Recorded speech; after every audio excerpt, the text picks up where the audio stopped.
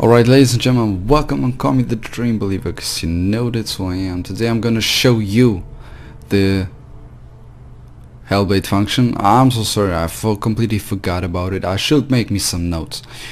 I forgot to show you the Hellblade function, the why and how Hellblade was created.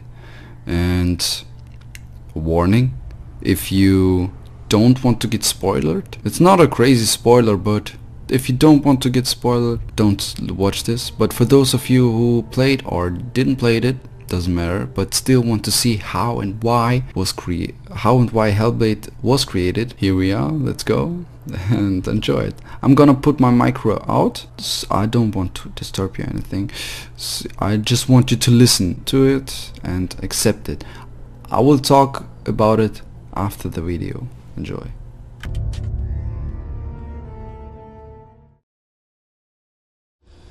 Stormy seas and lost souls. Who is it? She's dreamt of this before. It's coming. Is it? They say dreams are visions of our memories, thoughts and fears, as seen by our inner eye.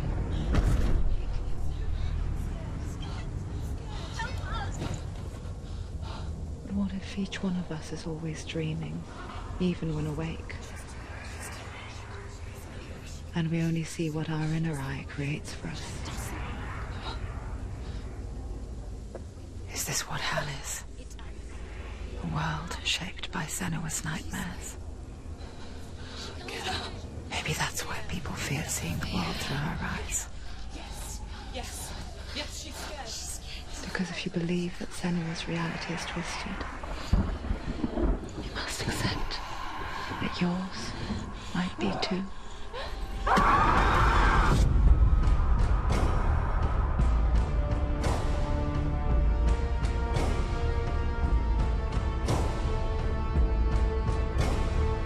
Hellblade: Senua's Sacrifice is a video game about Senua, a Celtic warrior on a vision quest into Viking territory.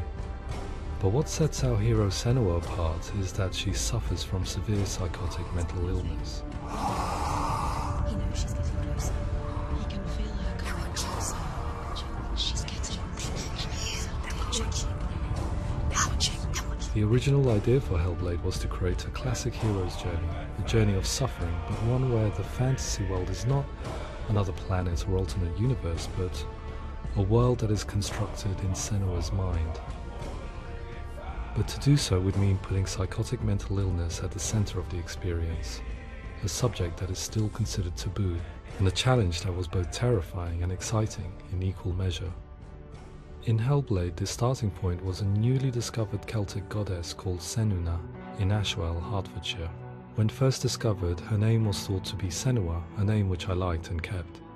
I wondered if Senua might have been a Celtic warrior like Boudica who stood up to the Romans.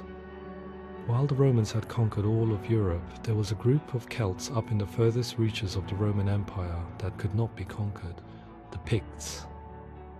And so the Romans built a wall, called Hadrian's Wall, that spans across Britain from sea to sea to keep the Pictish barbarians at bay.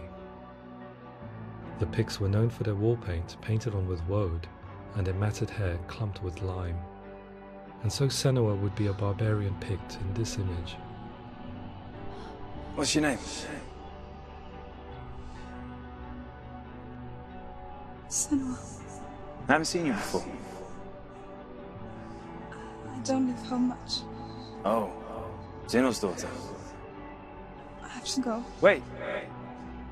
Orkney is off the coast of Scotland and was inhabited by the Picts, steeped in history and mystery, and so I made Orkney Senua's home and set the stage for a crisis.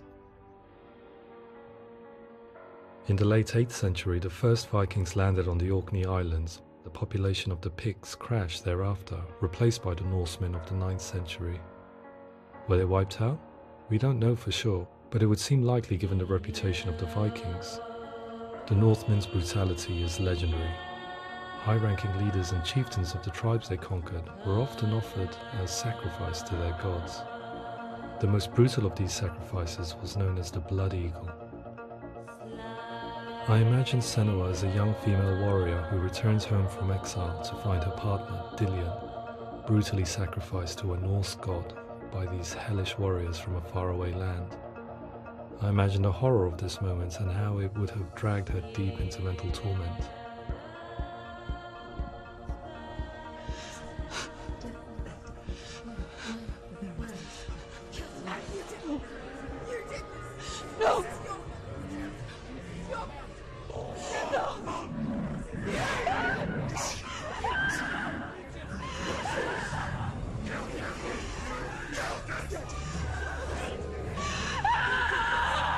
I came to learn that the Celts had a sophisticated and nuanced perspective on the nature of mental disorder. One term they used was Gelt. A Gelt is a man or woman who has been driven mad by a curse, battle trauma, or grief. The Gelt would take to a life in the woods in search of penance, punishment, and purgation.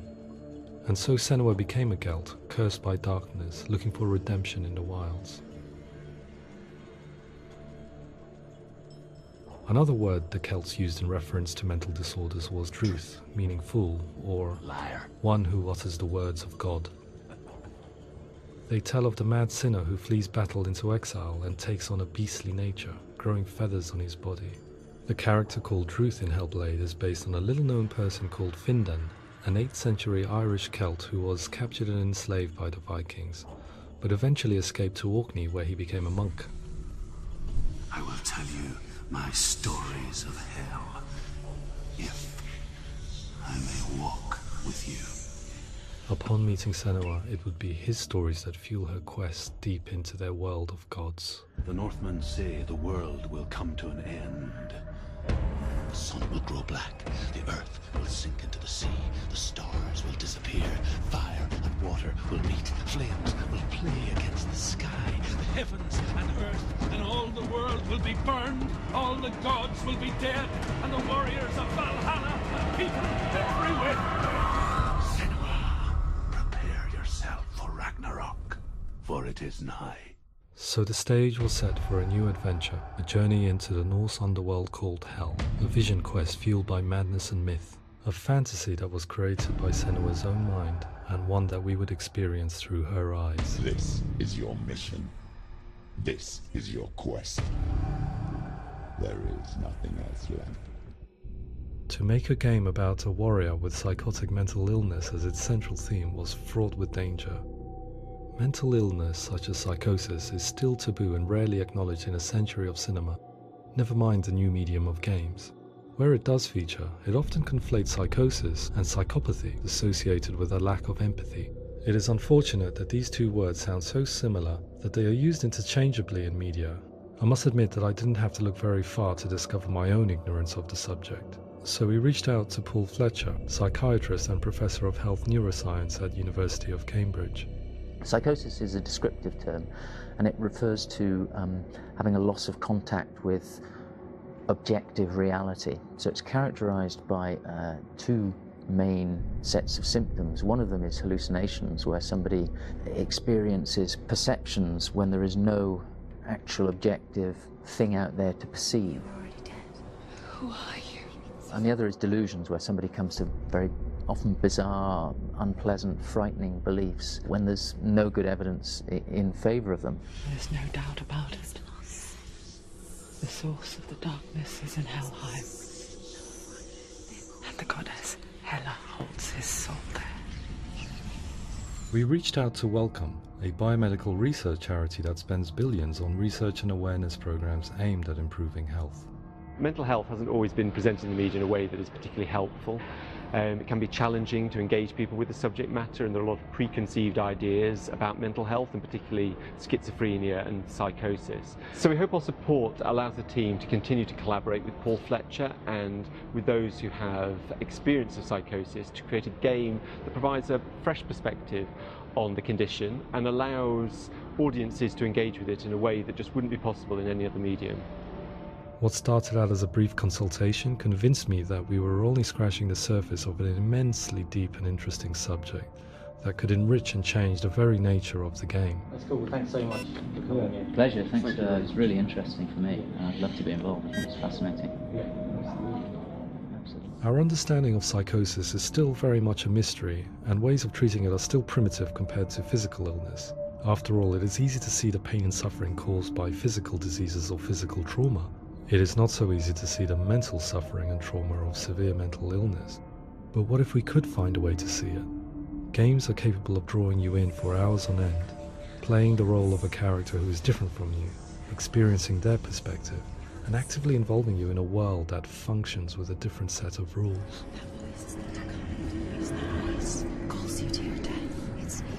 If we were to represent Senua psychosis, we would have to simulate voice hearing, a common attribute. But how can we simulate something we have no first-hand experience of? Professor Charles Fernyhough, a leading expert in voice hearing from Durham University, offered his help. Hearing voices is an experience that is usually associated with severe mental illness, and crucially we know that hearing voices is a part of ordinary life for many people who don't meet the criteria for mental illness. Yeah. Oh, that's not him in real life. We know voices vary according to where they appear in space. Voices can appear far away in the distance, they can appear right there in your ear, they can seem to be coming from inside your head. Based on the information Professor Fernyhough provided, I put together a sound brief and invited some actors to the studio. We recorded the actors using a binaural microphone, which records the 3D spatial position of sound, replicating the way sound is heard by human ears. It gives you an incredible sense that the person you are listening to is right there beside you. Can't see how she's going.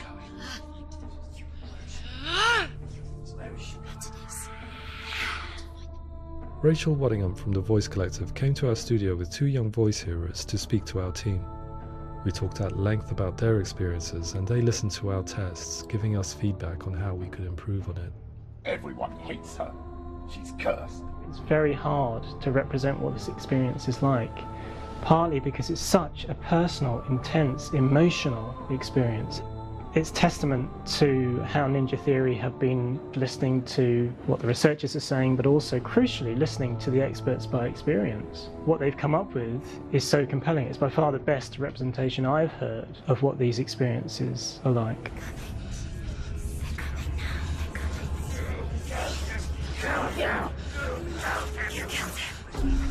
Other common attributes of psychosis are visions and flashbacks. We met with Recovery College East, who work with and care for people recovering from severe mental disorders. A group of service users gave us their first-hand account of what they experience. Sometimes when the visions or what we're seeing is too much, we become small until eventually we perhaps don't see anything. The people we spoke to, the stories they told, were fascinating, harrowing and mind-boggling. The reality of what people experienced was vivid, far exceeding what I could possibly have imagined. We went away itching to represent some of these visions and flashbacks in the game. As we all know, my heart is so, love is so far away. Don't you know how I wanna feel deeper? I could never know how you grow, all these days are killing me. Now I see deep in me insanity does unfold. I just wanna feel deeper, deeper. I just wanna feel deeper, deeper.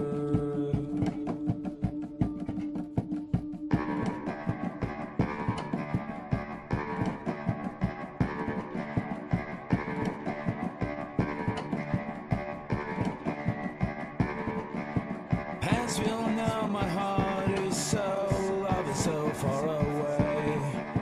Don't you know how I wanna feel deeper? I could never know how you grow, all these days are killing me. Feel like this, read like this, I just wanna live, that's all. I just wanna feel deeper, deeper. I just wanna feel deeper, deeper.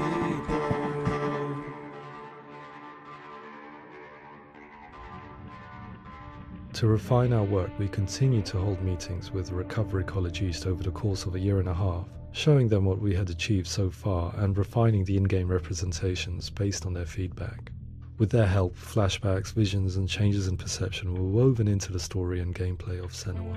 The students that are involved in this project are incredibly excited about being involved. They have described the experience as being important because it values their lived experience and shows that despite what we have been through, all of that experience becomes valid, that actually it's something that we should all be talking about. The experiences described range from beautiful to frightening beyond comprehension. I heard of a girl who has to live with an angry voice screaming at her, slamming on her doors and walls 24 hours a day. I met someone who would often see hanging corpses in a room, so real that she would sometimes try to rescue them. The panic and fear that comes with such visions is entirely understandable, and it can be a living horror for some. Worthless, weak, pathetic. Go on, feel sorry for yourself, because there is no one left to do that for you. I was urged by one fellow that we should not shy away from showing this horror, and so I was perpetually torn in making Hellblade. Had we gone too far with our representations or not far enough? Broken and lost. Just like your sword. Come on.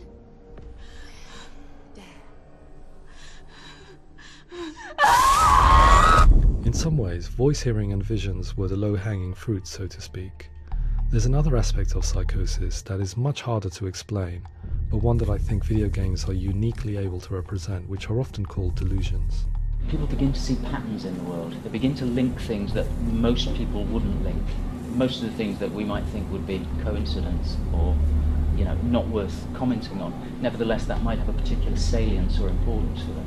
One individual described how everyday words, sounds, colours and objects were steeped in meaning to him, forming a strange and sinister puzzle that he was determined to solve but could not quite get to the bottom of. It's not just brain dysfunction. It's not like the system shut down. It's actually an incredibly creative process. The person creates a world populated with voices and phantasms and terrors, and they're completely immersed in it. They believe in it. We often invite people into the studio to play the game. In one of our playtests, they played through much of the game, making associations between runes, secret messages, and the threat of darkness that stalked them. There are many things that happen in the world of Hellblade that make perfect sense within the context of Senua's mind. The dark rot that's killing her slowly from within, the secret runes of the gods that block her path to Helheim, and strange associations that exist in the game to confuse you. To complete Senua's quest, you have to internalize and accept the logic and meaning behind these things to progress. Afterwards they said that they didn't see much evidence of mental illness in the game. People with delusions of all sorts would argue the same thing, that they are not aware of their experience being abnormal in any way. I need this sword. It's important. Representing perception changes and thinking patterns within Hellblade gives us a set of symptoms common in psychosis. But people with lived experience were keen to emphasize another point, that it is wrong to define a person by their symptoms. Quite often, the illness comes not from the symptoms, but from the stigma, isolation and mistreatment that comes about from the rest of society. They say that I'm cursed. What if they're right? I needed someone to portray Senua, someone who could believably internalize her suffering.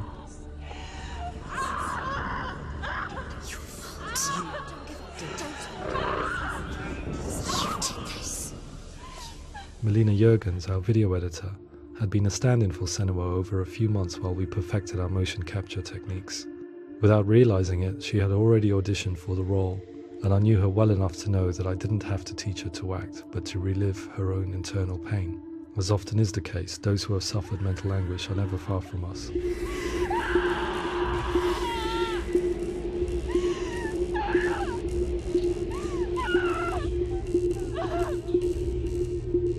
My hope is that by creating a compelling and aspirational character in Senua who feels very much real, albeit in a fantasy setting, we can provide a lens into her reality, a different one to yours, and this is where storytelling comes into play. I imagined her life based on common threads in real people's lives. She was always prone to psychosis as a child. Her mother Galina also heard voices and had visions, so perhaps there was a genetic aspect. Or perhaps it was cultural, as she lived within a world without science, of gods and superstition, as exemplified by her druid father Zimbal. Psychosis developed in her late teens to early 20s and was exasperated by stigma and isolation at the hands of the clansmen and her father. There's darkness. It's spreading. The trauma of seeing her lover Dillian sacrificed tips her over the edge, making her remodel her reality around a concept that connects everything: the darkness. So the question is, what Senua experiences real? Can only be answered by saying, yes, it is real. It is her reality. All of her suffering will have been for nothing. It's just a matter of time.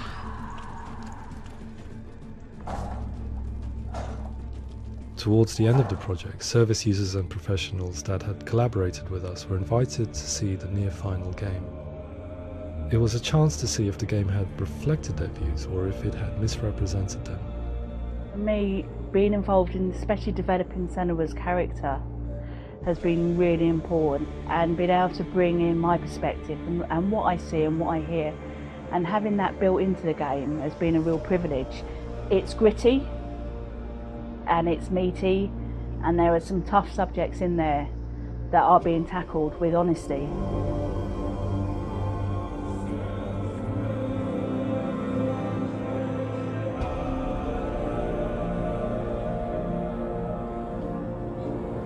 I was blown away by it today, absolutely blown away. It was just fantastic to get the opportunity to use our lived experience in a very creative way. There's nothing tokenistic about the work we've put in. It feels like we've been listened to, things have been taken on board, and I think there was a lot of realism in the game itself, and it feels very authentic.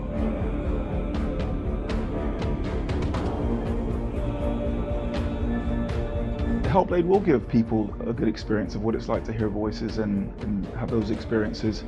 I'm glad that the guys at Ninja Theory kind of asked us to come along and help them build an experience that's positive when it comes out, and get myself a copy and have a go.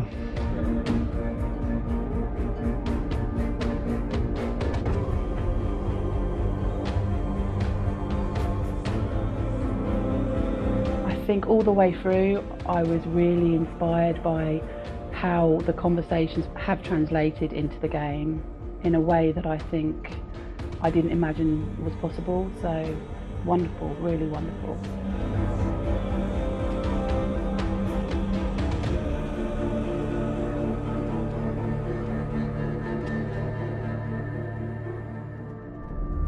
I really hope that others will follow the lead they've set and use the power of something like a video game to change people's perceptions, to increase understanding, and ultimately to make some of the stigma around voice hearing and other experiences go away.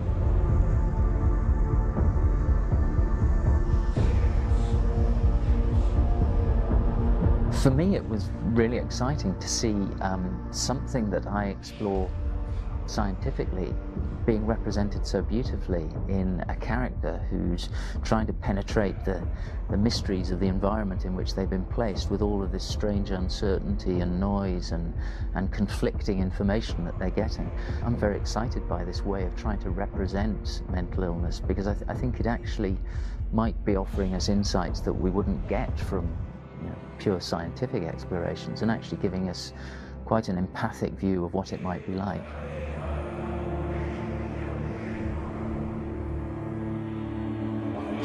Mental illness has been with us for as long as we have been on this planet, but why?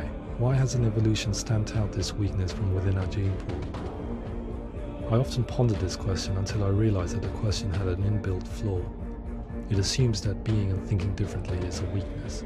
The only reason we have computers, spacecraft, medicine, poetry, art, and yes, even video games is because individuals were able to simulate new abstract realities in their minds and share them with the rest of us. We need people to be willing to see differently in order for us to progress and survive as society. And we need to be open to these new ways of seeing. And it is this spirit that motivated me to create Senua's story and share it with you.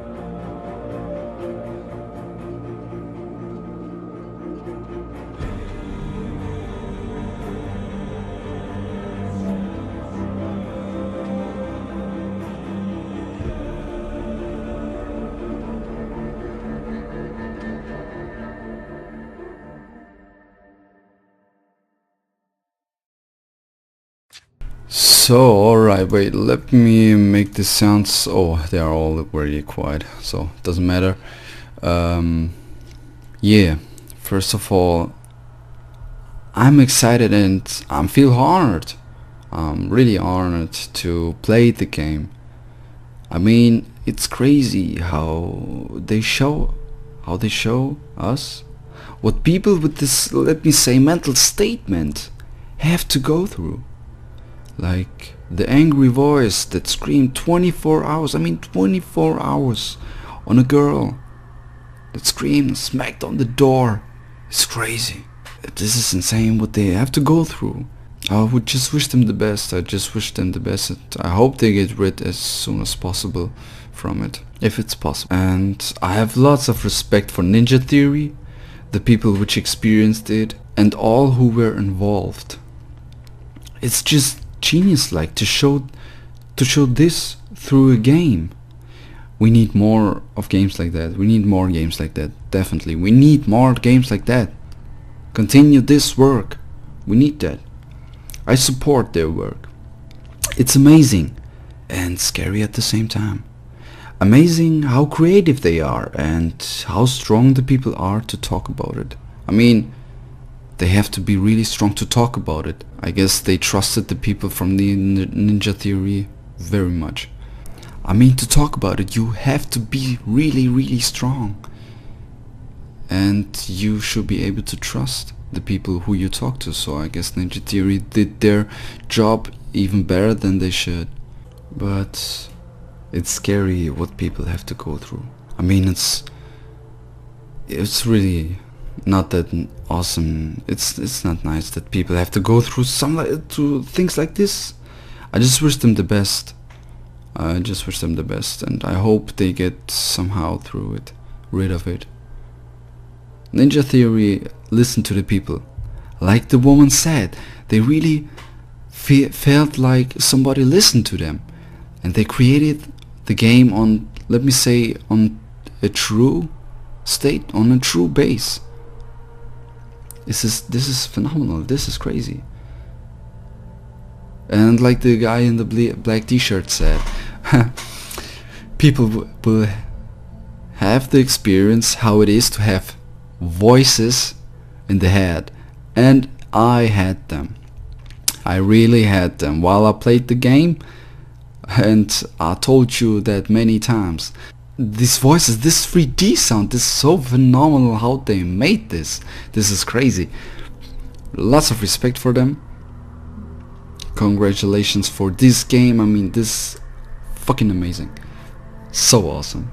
It's, you know, you hear voices sometimes on the right ear, then on the left ear, and sometimes both together in your head. In the center of your head, it's crazy. It's crazy. It's insane. It's insane. 200% they achieved what they want to show. I mean, for me, 200% they did their job. I understand the people now better, and I'm, like I said, I'm honored that they made this, and especially for this price. This is insane. We need more like this, ladies and gentlemen. If you want to talk about it a little bit more, or discuss it a little bit more, tell me in the comments. I would make a live stream, maybe live streams, or just throughout the comments. I will see, I'm not sure, but we can discuss it then. And ladies and gentlemen, thank you buddy so much for watching, and as always remember, dreams come true. Yeah, dreams come true. And be creative. Don't be scared to be different, in a good way, of course, in your own creative, different, good way. And be legal, don't be illegal, yeah? And don't hurt somebody. But like I said, be creative, be different. We need people like you. We need believers, you know? We need dream believers. Work for your dreams. Do what you have to do. And be strong. Don't let you say or that you can't do this or can't do that. Be always focused. Try to be focused. I'm just so happy and grateful that I could play this game, that they made this game. We really need more of this. Love games like that. Well, ladies and gentlemen, thank you buddy again so much for watching. And as always remember, dreams come true. So what should you do? just believe in you, and I will see you tomorrow.